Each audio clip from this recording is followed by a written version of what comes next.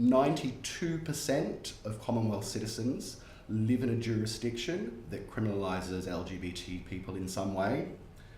There are actually the figures that came out yesterday from the International Lesbian, Gay, Bisexual, Trans and Intersex Association that maps this situation every year put the total global figure at 76 countries that continue to criminalise. So the vast majority of criminalising countries are actually Commonwealth countries. Within the Commonwealth, we saw this morning some of the penalties that are imposed for people found guilty of same-sex sexual activity. They range from 10 years to life in prison.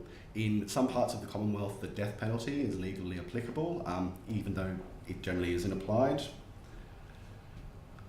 One of the things the Commonwealth talks about in the way in which it sells itself, it's very proud of its shared history and its shared legal system. However, this is an example where that shared history and that shared legal system hasn't been very helpful. People often talk about the British colonial legacy of criminalisation across Commonwealth countries. What is interesting when you dig into this colonial history is actually the way in which there was almost a cross-fertilisation across the British colonies of laws that oppress same-sex sexual activity. Lord Howe said that the Commonwealth is not like other international institutions, and in that he's completely correct. And so when we approach the Commonwealth, particularly to talk about a contentious issue like LGBT rights, we can't approach it like other institutions. It doesn't have an enforcement mechanism like the European Court of Human Rights, which we saw earlier. It lacks the sort of special rapporteurs that the UN has. It lacks mechanisms like the UPR that the Human Rights Council has. So approaching it from that, approaching it in terms of expecting those sorts of mechanisms to work, approaching it to expect that it can act as an enforcement agency is incredibly problematic.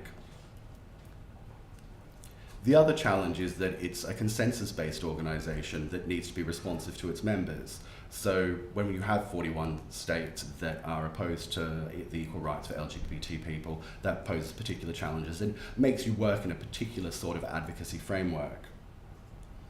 On the positive side, we mentioned the Charter this morning. The Commonwealth Charter that was adopted in 2013 has language in it that we can use to leverage the Commonwealth. The exact language, which comes from the clauses on human rights, is, and I quote, "We are implacably opposed to all forms of discrimination, whether rooted in gender, race, colour, creed, political belief, or other grounds." Now, it's not the language I would have chosen, but other grounds has to be read and interpreted as including LGBT rights.